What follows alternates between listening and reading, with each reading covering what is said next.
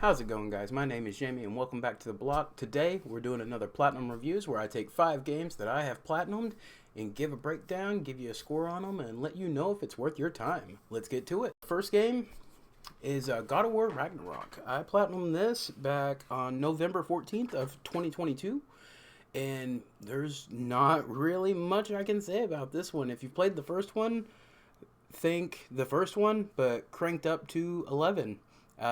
The only real complaint I had about the first one was the character variety wasn't really there.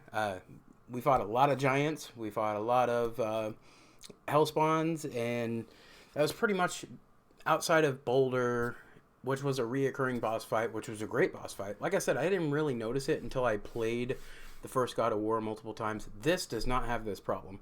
We got character variety. We got enemy variety out the wazoo. We got character deaths. We got twists. We got turns. We got Atreus actually building as a character. We've got Odin in here throwing shade and messing around with shit. We've got Thor, who's a really not what I expected. He's a drunk loser pretty much who pretty much peaked in high school is kind of the vibe they went with him here. And then we've got Thrud. We've got, of course, Heimdall, that little dick. Killing him was very satisfying. We got new weapons coming in. This game truly does not feel as linear as it is. It feels very, very open, especially when you get out on the lake. You get to visit all 9 realms, sled dogs. Valkyrie come back. You've got new super bosses that you can fight. Yeah, and the graphics, as always, from Sony Santa Monica, mwah, chef's kiss. It's amazing. You get lost in. There was a few times I remember, man. First time playing this, I got lost in some of the cinematics. I forgot I was playing a video game. Like, it switched back to me taking control, and I was like, huh? What? Wait, hold on. So, it was great. Great character development along pretty much every single character in this game. Freya, we killed her son last game, and so she's not too happy with us, but we've got some excellent character growth there with her. The only letdown on this, and it's a small one, but it does need to be pointed out, in my opinion. The only letdown was the final showdown at Ragnarok.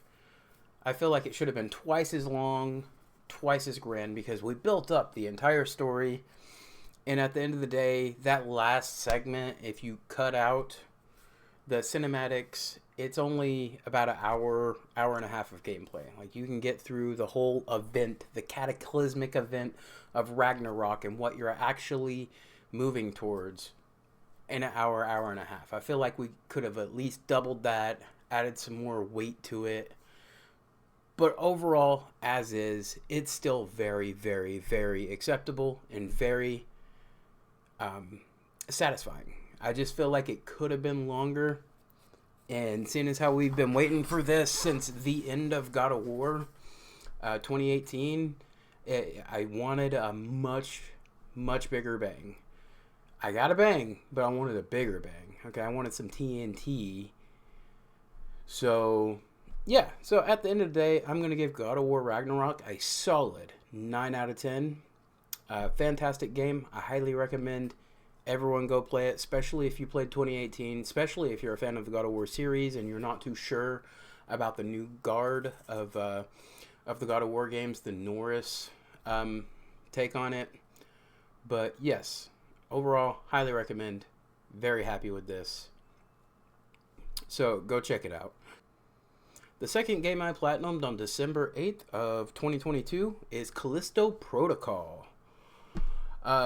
This game, I feel, is very underrated. I think it's a very great horror experience, and I think the only reason that people hate on it so much is because they're directly comparing it to Dead Space, which is just a goat of sci-fi horror.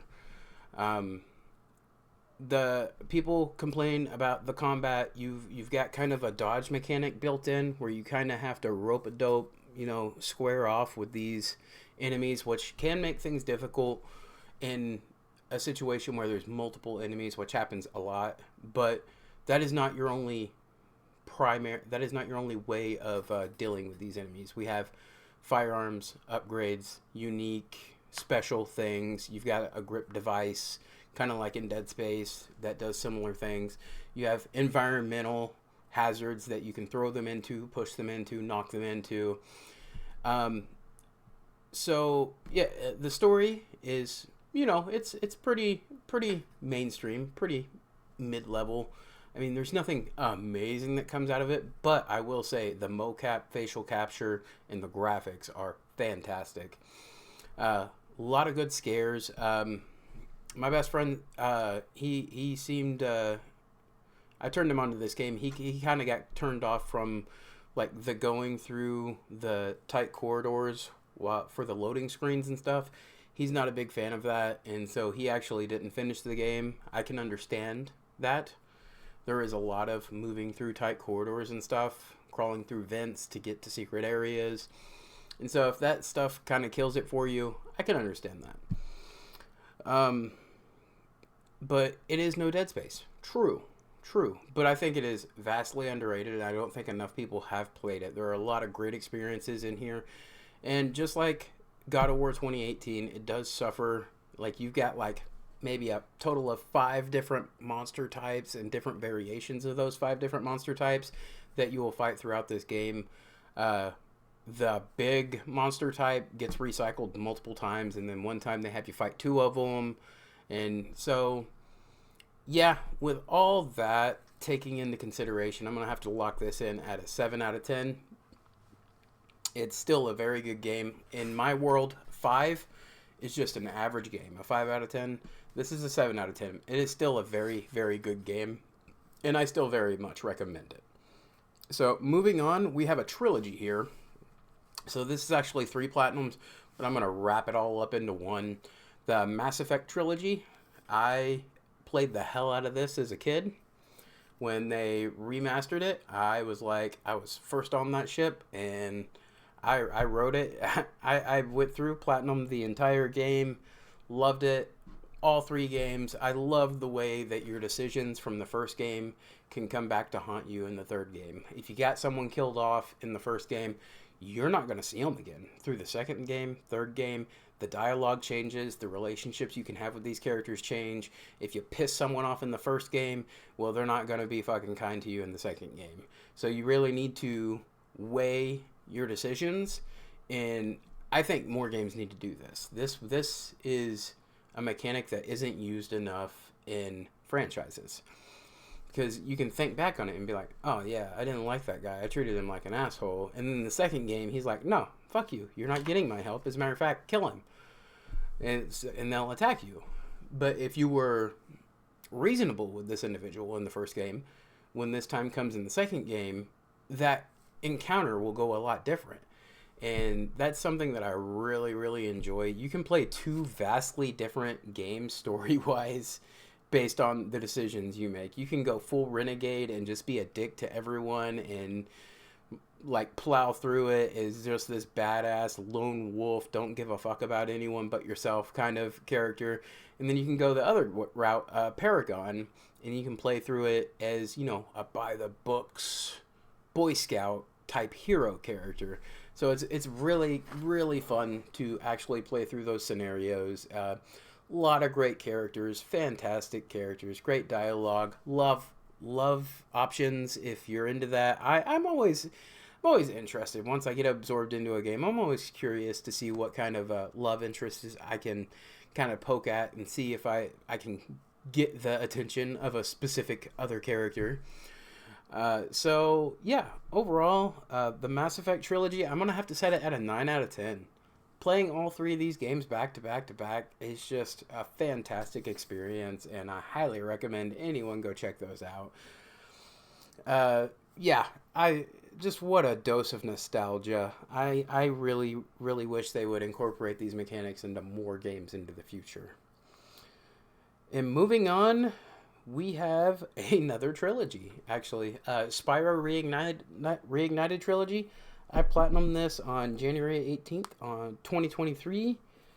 And wow, again, the nostalgia. Upgraded controls, upgraded graphics, but essentially the same vibe, the same story. It still keeps the same excitement, fun. This is not like a grindy, hardcore Souls game. You can kick back, relax, play this, and just enjoy your time. This is a vibe game. You pop a gummy and then just put Spyro on and just run around and collect jewels, man.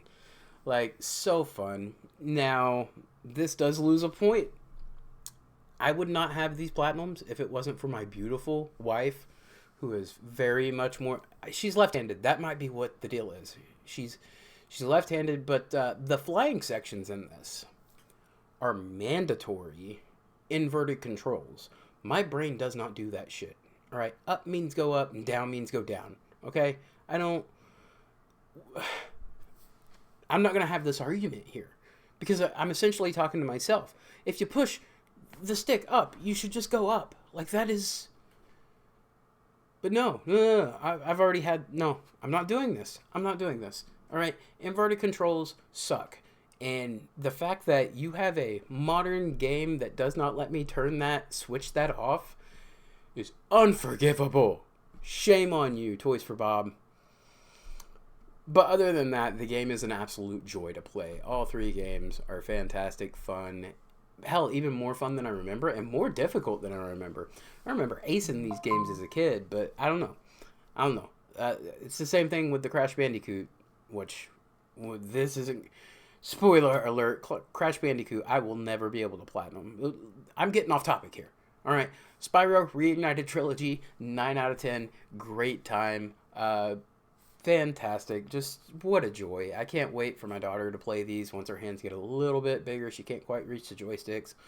But, yeah, such a great game, and I'm so glad they redid it, and they really did the franchise justice.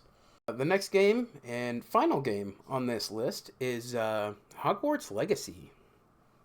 Who knew? I was not a Hogwarts. I was not a Harry Potter fan before this game dropped. All right, it dropped. The gameplay looked fun. I grabbed it, and I platinumed Hogwarts Legacy August 28th of 2023. And brother, what an experience! I started playing this game thinking, oh, it'll be something to kill some time until Spider-Man comes out, whatever. And, brother, man, it kind of blew my mind. All right, the controls are responsive, sweet. The amount of different spells and customization and outfits and Easter eggs, apparently. Like I said, I was not a fan of Harry Potter before this. I've seen movies here and there, seen clips here and there, but for the most part, wasn't on it. All right, I finished this game. I went through the steps to platinum this game, and then I went and started watching all the movies from 1 to wherever the fuck it ends. I can't remember. Is it No, not Order of the Phoenix. Hold on. I can do this. What is the last? Nope, can't do it. Can't think of it. But yeah, I watched all the movies alongside my wife, and it was really great. Really great. I actually think these movies have aged well enough. I don't think they're quite due for a reboot, but that's just my opinion. And we're not talking about movies. We're talking about Hogwarts Legacy as a game. And I'm telling you, they knocked it out of the park. I did not expect to like this game. All right, I expected it to be something that I spend a little time in to pass some time until another game that I wanted to play comes out. Honestly, that's what I thought. I couldn't have been more wrong. I love this game. I think it's great. The capturing of mythical creatures and setting them up in little farms and breeding them to get different unique unicorns and hippogriffs and all these other creatures. It's really fun. Learning spells, fucking flying around. The only thing this game is missing is some Quidditch. All right. So some Quidditch tournaments, that would have been chef's kiss. But I'm not going to take a point away from this because what is here is sufficient and substantial and quality content. And with that, I have to give Hogwarts Legacy a 10 out of 10. I really do. 10 out of 10, Hogwarts Legacy. I sincerely love this game, and it is truly magical. So, and that is the 5 games for this video. And have you played any of them? What was your favorite out of all of them? My personal favorite is God of War Ragnarok, but I've been running that since the beginning of the God of War run. All right, I've been following this character forever. But objectively, the game on this list that is winning my recommendation that everyone go out and check out, grab, and play, and I think everyone can enjoy it, is Hogwarts Legacy. Woo! I need to get a kazoo. Anyhow, yeah, Hogwarts Legacy. I think anyone can enjoy this. I'm giving it a 10 out of 10. There's nothing I can really nitpick. It's fun. It's immersive. There's so many things you just kind of bump into and be like, that's a thing. Yeah, I love it. I love it, and I highly recommend go checking it out. And with that being said, thank you for joining me here today. If you are still here with the video, I appreciate you very much. If you could, like and subscribe. That'd help me out very much. And, yeah, you guys have a great weekend. Bye.